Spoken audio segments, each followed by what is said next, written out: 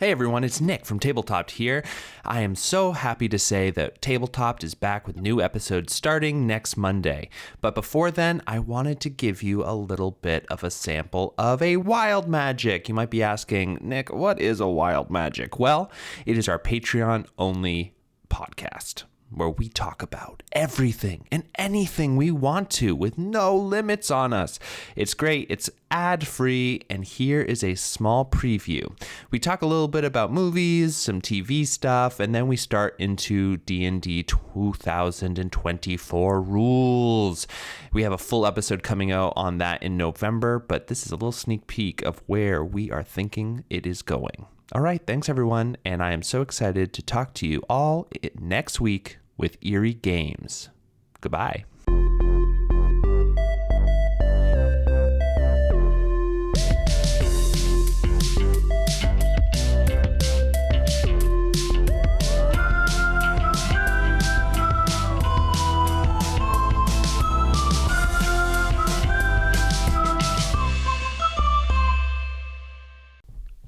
Welcome back, everyone, to Wild Magic. Yeah, the episodes that have Wild no Magic. rules. I made the cue.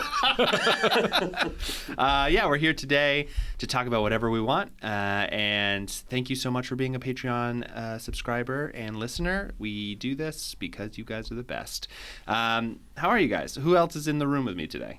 It's me, Franco. And it's me, Rio. No, I'm just kidding. It's Shade. In fact, Rio's not here because he's doing, what an asshole, he's going on a well-deserved, amazing solo trip to California. Hell yeah. So good for him. He said that this is his first solo trip anywhere. Yeah, That's first. Have you guys, what's been your... I wanted to talk about this because Rebecca was telling me to go away. She was my wife was just somewhere. like, you gotta leave, you gotta get out of here, stop being here, beat it. So let's talk Kick about rocks. that, actually. Everything good? No, we've talked about this before because so there's a friend of mine likes to go on trips by himself all the time, but on really adventurous trips, he'll go hiking by himself on the Appalachian Trail, and That's so dangerous. and his fiance will be like, wow, I wish you wouldn't do that. Yeah, I wish that this was you were okay with just hanging out with me. Are you no, but also he'll just do that because he likes to do more adventurous things and she doesn't as much, I think. Yeah, mostly why. I feel mixed. I feel like as partners, you should be independent to do whatever you want, and you should be able to do this sort of thing. Like Alice 100%. right now is in New York, seeing some shows. I didn't want to spend the money, but also I was like, go ahead. You have friends there. It'll be a nice little trip. That's fine. I think that going the Appalachian Trail for me is that's a month-long commitment, isn't it? Well, he didn't do it the whole time. I think he gotcha. went So hiking. it was just part of it. like day hikes. Listen, Okay. I just say things. Okay? Yeah. I report the news. The vibe that I wanted to get across was that he does adventurous things Right. on trips alone. Yeah. And then so Rebecca, I proposed this to Rebecca one time, and I was like, oh yeah, what if I just went on a trip by myself? I've never done that before. She was like, what? Don't do that. What if you go somewhere cool that I'll be jealous of? And then more recently, she has been like, yeah, maybe that's a good idea. Yeah. I mean, the thing for me is if I'm going to go somewhere really exciting, I want to do it with Alice because that will just be a fun. We travel really well together, and so when we went to Ireland and Aruba and stuff like that, it was just a blast because we travel very similarly. For me, I think that going alone would also be fun, but I don't trust myself to be able to keep the momentum that you kind of need to be able to really make use of a trip. And Alice and I are able to sort of do that for each other. When one of us is just why don't we just stay here for a while? And the other one's well, we did pay to come here, so let's go somewhere cool. Yeah, I don't know. I could see having that problem. I think the thing that I'm trying to overcome is it's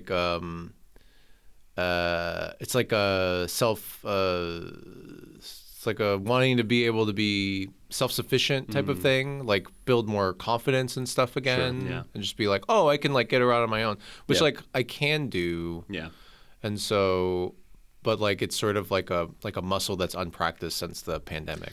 I would suggest maybe go on trips that allow you to build that muscle again, but are not like expensive or time consuming. So like Yeah, you that's know a problem. a day or a weekend trip to Halifax, you can you know, or like That's what I was thinking. something like I that. wouldn't want to be like away from home for like 10 days and then like it's like okay, here I am.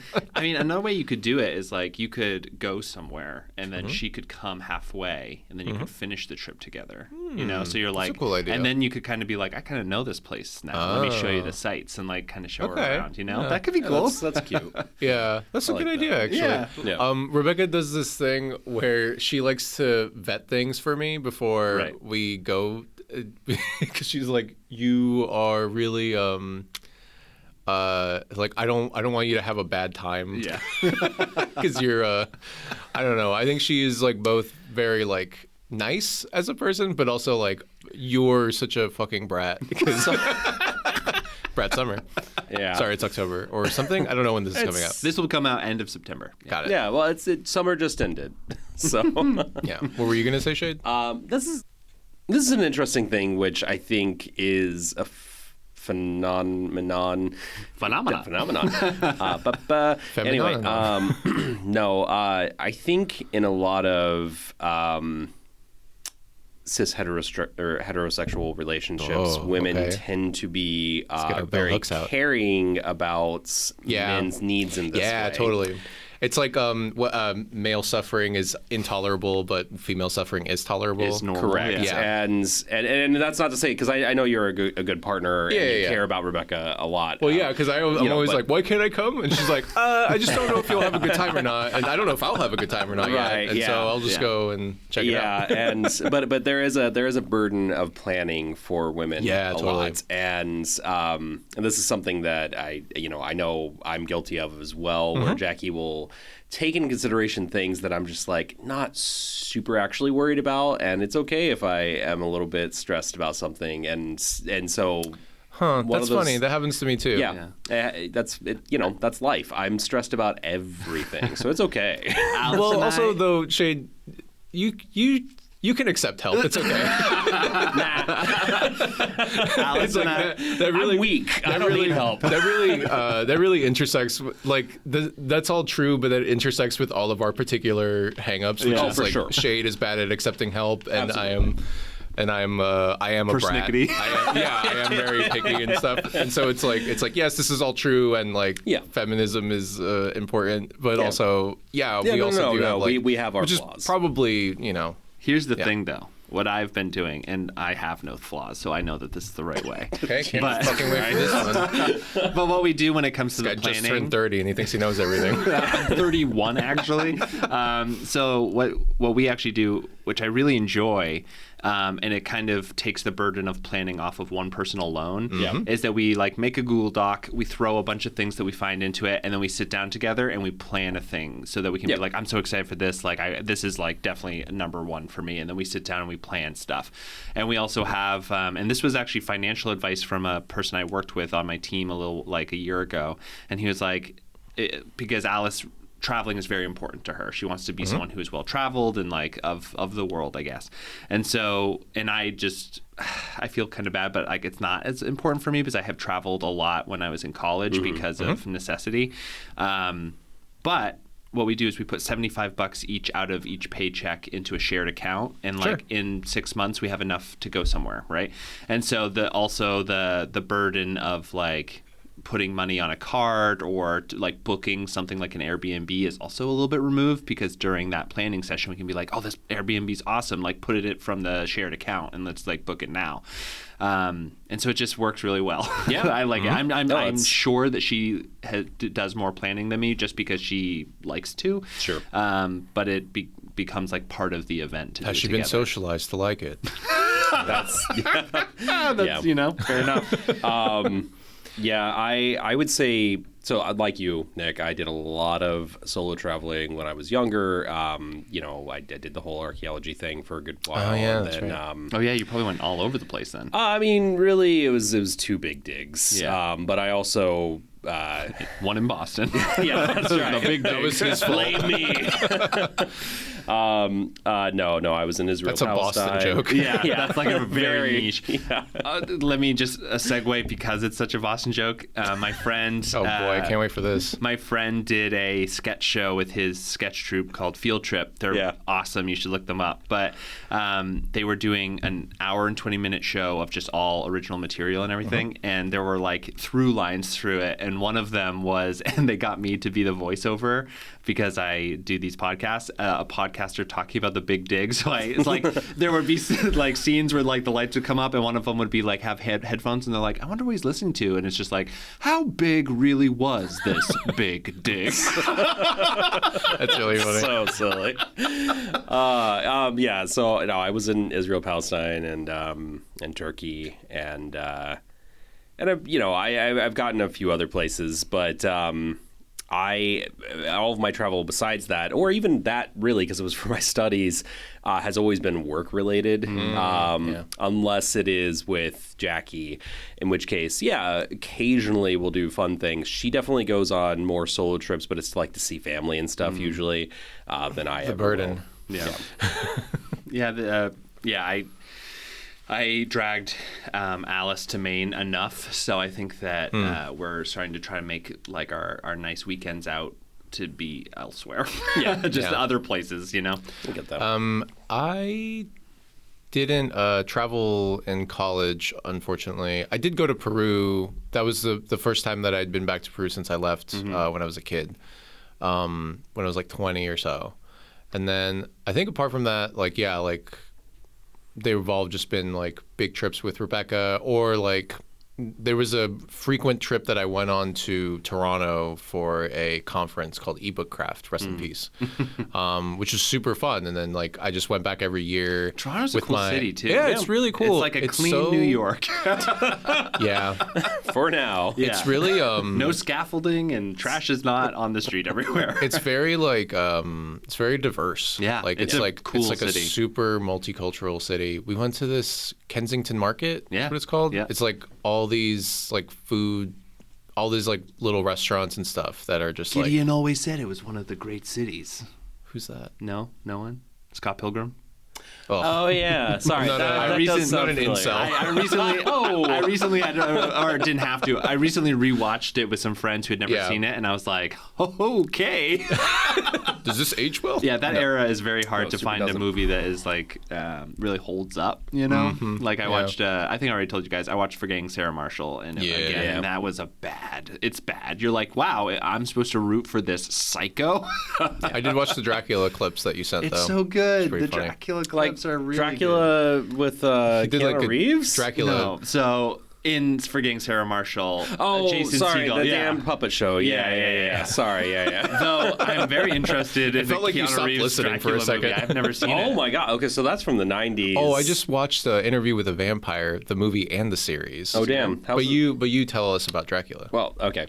I was just gonna say the Keanu Reeves Dracula movie. Does he play Dracula? No, he plays Helsing? No, not Helsing. I think Helsing might be Anthony Hopkins, if memory serves. Oh. He plays who's like the guy who is like the Christopher Lee? narrator? Like the guy who's like kind of like the us stand-in in the books. I can't remember. The guy who first gets captured in Dracula's castle. Yeah, and like guy. It's his fiance who Dracula wants Mina, to. Yeah. Jonathan Harker. Oh yeah. It's definitely Harker, but I think it might be Jonathan. That name. Yeah, it is Jonathan. It's Jonathan Harker. It is Nina. Yeah, you're right. Anyway, and the Dracula is oh my god. Nosferatu. From Batman, he's George Clooney? Nope, Christopher Nolan's Batman. Gordon. I can't remember that guy's name all of a sudden. Gary Oldman. Jesus, this is really good audio. Gary This is Oldman. great audio. This is great audio. I love Yeah, it. as an old man, There's something I tries love to more in remember podcasts when something. somebody's trying to remember Remember something. something? It's so good. I'm loving it because I'm coming up with some of these answers, and I'm never in that position. This guy's check out his podcast, Movie versus Movie. This guy's all about movies. Plugs. Anyway, Gary Oldman's Dracula. Is he good? Interesting. He's good. Keanu's interesting as a. I mean, Keanu's fine, but Keanu is best when he doesn't have lines to deliver. He's a very gifted physical actor, not a great line deliverer. The John Wick movies have gotten worse the more lines they give him. Well, that's because they also are revealing more and more more, and the more you peel that back, it's like, of course, this doesn't make any goddamn sense. Like, who do these people like? Who are they commanded by? Because it seems like nobody. Yeah. How do they take on clients? Yeah. Interview with a Vampire, the movie we watched right after we finished watching the series that just came out. Okay. So the movie is batshit crazy. It's really interesting. It's like a really weird movie. Yep. I was like, actually, That's Brad Pitt, right? It's Brad Pitt, Tom Cruise, Kirsten Dunst. Tom Cruise? Huh. Yeah, it's Kirsten Dunst, right? Pretty sure it is. It's gotta be. It's baby Kirsten Dunst. Yeah. I feel like she had such a baby face when she first came on the scene, but she did. When she was a fucking baby. Yeah, Eternal Sunshine and everything. I was like, man, she looks like a high schooler. Yeah, it was Kirsten Dunst. Yeah. I thought it was interesting. The series is so good. I really loved it. Yeah, I highly recommend it. Okay. What's better, movie or series? The series is better. Yeah. Who's in the series? The guy that plays Grey Worm is the lead. Oh, okay. I forget what his name is. Yeah. But he's really good in it. The guy who plays, did you find the name? Jacob Anderson for Grey Worm. Yeah, that guy was really good. He's really good in it. You basically, I think it's just like kind of a shame because like the movie tries to condense everything to so much. That you don't really get to know Brad Pitt's character, whose name is something. You need to like let Lestat. Lestat is the main. Oh, you're right. I'm sorry. I forgot. Louis Dupont. Oh yeah, Louis. So I think Louis is like he's the way that he's fleshed out in the series is just so much better because you like meet his family before he becomes a vampire. You meet like he has like this whole thing with like his brother who he loves, and then like all of these relationships that he has, and he like kind of works in like the seedy parts of New Orleans, and he's also black now, and then this is like they also fast forward like about 100 years and stuff, and it's like, oh, this is so much better. Yeah. Like all of these things that they've added to it, they've added so much more just by like changing the race and then changing the century that it starts in. Right. Because like Brad Pitt's character is like a plantation owner in the beginning, and then it's like, and then I think Lestat is like feeding on all the enslaved people on the plantation or whatever, and then they like come to the plantation house to like burn it down, and then Louis like, actually I'm gonna burn it down because I've killed, I don't know, my favorite slave, I guess. Like I don't know what it's so weird. It's like but like you don't feel any sympathy for him, but in the series you feel a lot of sympathy for him, and the interviewer character is also much more interesting. Yeah. Like the interviewer character isn't, just Christian Slater like talking to Brad Pitt. It's like, hey, what about this or whatever? Yeah, tell me a little bit about this. Huh? But the interviewer character, it's in like the modern day, and the interviewer character is like has interviewed him before. Yeah. And it's really cool. And then I don't think this is giving too much away, but because at the end of the first of the movie, Christian Slater asks to be turned vampire. Yeah. And that is also what happens in the series, but like earlier. Yeah. And so like they reference that a couple of times. Yeah. Because he's like dying, which is also something you learn pretty early on. Yeah. And like he's not dying, he has Parkinson's. Okay. And so being a vampire very degenerative. would, like remove that essentially. Probably, yeah.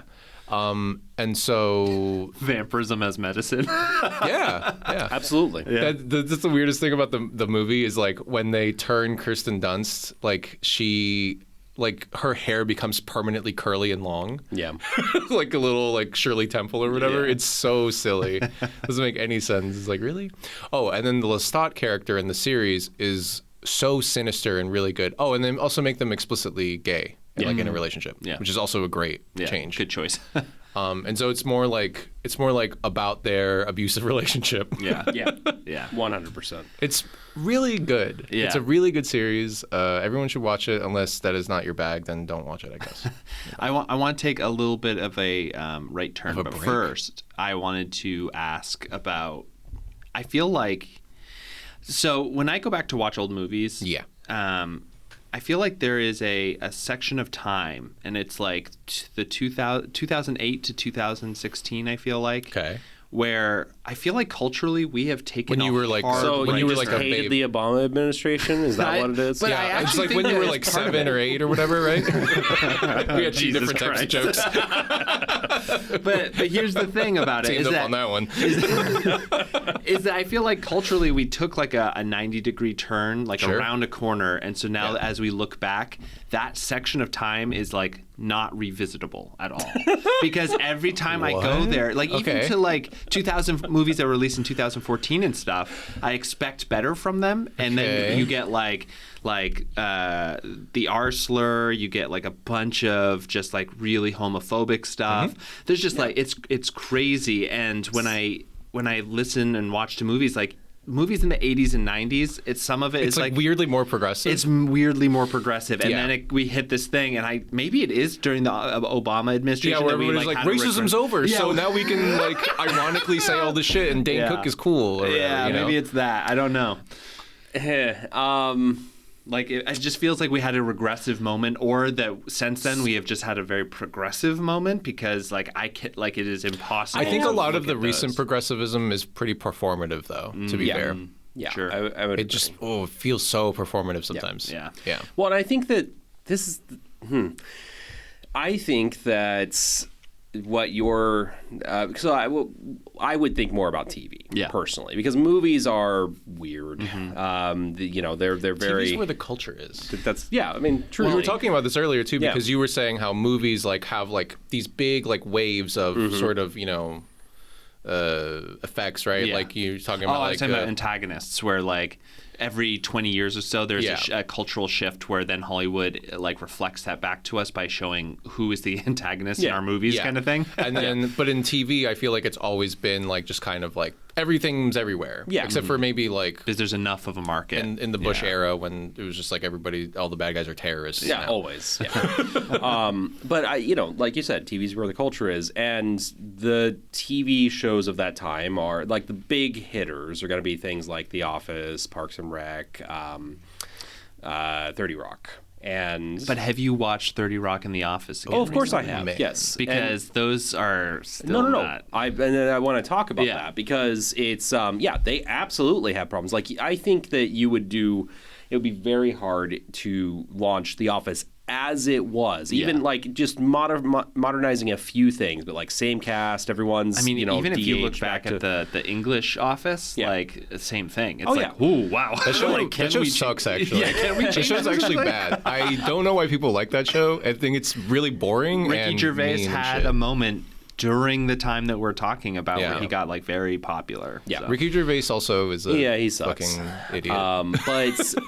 But my point is that like, at a certain level, these shows are kind of grappling. They're really in the middle of the two periods you're talking about, because right now we can look at all this progressiveness as kind of a lot of performative stuff, and back in the 90s you can almost kind of say, but it almost seems like it was, for example, like Golden Girls or something like that back in the 80s and 90s. But Golden Girls holds up like a motherfucker. Sure. But part of that is because a lot of the stuff is kind of being swept under the rug really side-skirted, whereas this middle period you're talking about, the U.S. is coming to terms with a lot of stuff all of a sudden. It's not that, yay, we beat racism. It's that you have idiots who think, yay, we beat racism. You've got to stay alive, Stanley. The president is black. You know, will scream Michael. As Stanley is dying on the floor and missing the points. Now, obviously, you can say also a lot about like, see, we're self-aware, but and we can get away with this, right? Because we're self-aware. No, you can't. But also, it is kind of a conversation of like, there's a lot of people who a lot of this stuff is kind of coming to a foreground, and it's a realization. Yeah. Can I say something about The Office? Because I agree. I was starting to talk not to disagree with you, but to say something about The Office. I mean, you can disagree, dude. No, I just do agree. The thing about The Office that I've never understood is that it's cringe humor. I don't like cringe humor. I've never felt like an attraction to The Office. It's fine. You can be wrong. I'm just kidding. It's totally fine. Sorry, Rio wasn't here, so I had to. It's a classic Rio line. I know that there's like a lot of people who really love The Office, and nothing against that. But my question is, from the bits I've seen, it is the worst part about having to deal with your boss in real life. Like, you have to deal with these people who are so unself-aware and horrible to the people around them, and you have to just sort of stomach it.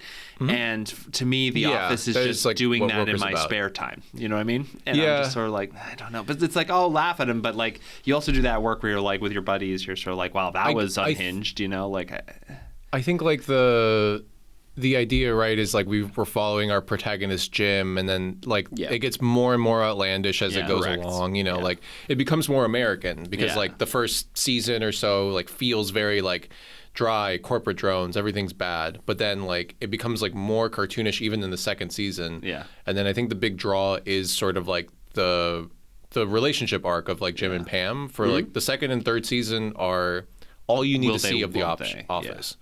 Because like if you're just like, oh, I want to see like good TV, I would just watch the second and third season. Because it's like a really great arc of like their relationship, and then like Jim comes back, and then he has a different relationship. It's like all of this like will they, won't they, etc. And it's like that's great, and it's all like on the backdrop of, you know, these buffoons, and then the fourth through the end, it's just sort of like, oh, this is great, and like we're all like a family now, and then but it's just like jokes and jokes and jokes. It's just like silly bullshit, and then that's. I don't know, because like it becomes less and less like your real office, I think, as it goes on. Yeah. Oh, for sure. And I think that's what makes it more palatable, because they're just like, let's just have fun with these characters. Gotcha. So real quick, I want to sort of take us away. I say this as a person who's watched The Office like thousands of times. Really? Yeah. I'm like huge. I was like really big into The Office. We just actually rewatched The Office like this past year. Yeah. And some parts of it don't hold up. I think the parts of it that don't hold up are parts where they are being unaware of what they're doing. Yeah. I think the Benihana Christmas episode is a really good example of that. Yeah. But we don't have to talk about that episode. Yeah, no. Because you want to move on. Off mic, I'm curious. Yeah. I think it's we don't have to talk about it because you want to move. No, it's totally fine. I want to talk before we get too late in the episode. About the 2024 rule changes? Yeah, exactly. I just wanted to talk about some rule changes. Yeah. So Shade, this is like partially a troll and a big middle finger to WotC that we don't give a fuck about them enough to talk about them on the real podcast. Not really. But we're going to release this on the This is the section that we're going to use as the free preview. Great. Have either of you prepared to talk about this? Not at all. No, I don't give a shit about it. Yeah. Unusual. I just want to give a general update because I know that there are, to me, from an outsider's perspective. I watched a couple of videos about it, and then I also made a requisite announcement to my my game, to my table, But I've seen a couple of news articles. I've seen a couple of people like post in different social medias, and I've read through some of the stuff that we posted in our Discord around sort of like class structure and stuff like that. Class structure. And by that I mean like your class in the game that you can take. Yeah. But yeah, it doesn't feel like there's been like an explosion against Hasbro/WotC like to the level of like OGL / like other stuff. It feels like it's more reduced. It's more reduced, but I think it's still a little bit of resistance, confusion, and sort of like the general vibe I've gotten from like YouTubers and podcasters and stuff that I've listened to about this is like there's a general sort of like disappointment, kind of kind of not like disappointment, but kind of like really, this is it, this is what we're doing, and then some people being like, oh, finally, the thing that I've been doing at my table all along is now a rule. Yeah. Shade, can you? I have a few things that we can go down the list of, but I'm curious what Shade has to say about what his experience has been so far with the rules changes. Yeah, like have you read into them or anything yet? Or a little bit. I haven't. This has been a weird year, so I really haven't. I'm behind on my on my rules. Yeah. But I've read a little bit. Most of the rules that I've seen and everything I have read through, I'm like, yeah. Like you said, this is stuff that was either being done at a table, or I think this is a good change, or I see where they're coming from with this. Personally, for my thoughts on 5e24. is, or whatever they're fucking calling it, 1D&D. This is great branding. Yeah, exactly. That's what my first problem is. Like, they really screwed up with how they want to package this. Yeah. There's not a lot that can be done at this point. Their communications department needs to be completely so bad, man. It's been bad recently. They're so bad at it. It's like that's not what we meant to do. Sorry, here's all your D&D Beyond shit back. Like, what are you talking about? That's the other thing is obviously they tried to pull some shit with D&D Beyond. D&D Beyond, and essentially making it so that even if you had a character based on a 2014 rule sets or anything pre-2024 rather, if they had spells that are in the 2024 handbook, good fucking luck, because this is the thing that I'm and then they said that it wasn't their fault or something. I feel like I don't know what they backpedaled it, but not in a way that admitted any fault or that admitted any sort of like, oh, we made a mistake and we have heard your feedback and we're going to change it. It sounded more like, oh, we like didn't mean to do that and then we're going to roll it back. Here's the thing for me. That's like how they always communicate things. Yeah, I feel like either they are too responsive to the community or not responsive enough. Yeah. In that either if they're too responsive, they should have just been like, yep, we're actually still going to do that. We're going into a new era. Like, this is the new rules changes. Yeah. Sorry, this is going to be the thing. By this date, you're going to be able to download your character sheets and be able to print them and continue on with the old rules.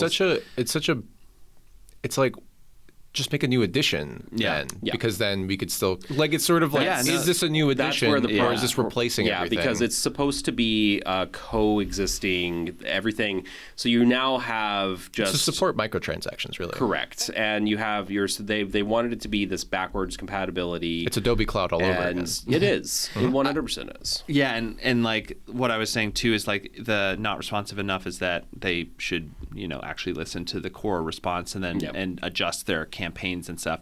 But to your point, they have not made any firm decisions that the community can anchor off of. Yeah. Like, they haven't been like, hey, this is the date we're moving on to a new edition or whatever, so that the people could sort of be like, okay, I am getting myself ready to leave behind 5e, but instead they're kind of trying to have it both ways. Yeah, they are. While they're saying like, hey, you can keep your 5e, but it's going to be new, and it's sort of like the backwards compatibility. Well, yeah, I don't know. I have a lot of thoughts. I'm curious as to what you liked, or what you thought was like a good change. Okay, I think that feats as backgrounds are cool. Generally speaking, the feat backgrounds, there's been a lot of really small things. I'm fine with most of the now species stuff. I think most of it's pretty good. I like the idea that yes, everyone gets a feat essentially at level 1. But it's like a modified type of feat. Yeah, but that's fine by cool. me. And I think I like that. Yeah, I think it's like here's these are background feats, and then these are like special feats that you get as ASIs. Yeah, and we've talked about this a lot before as like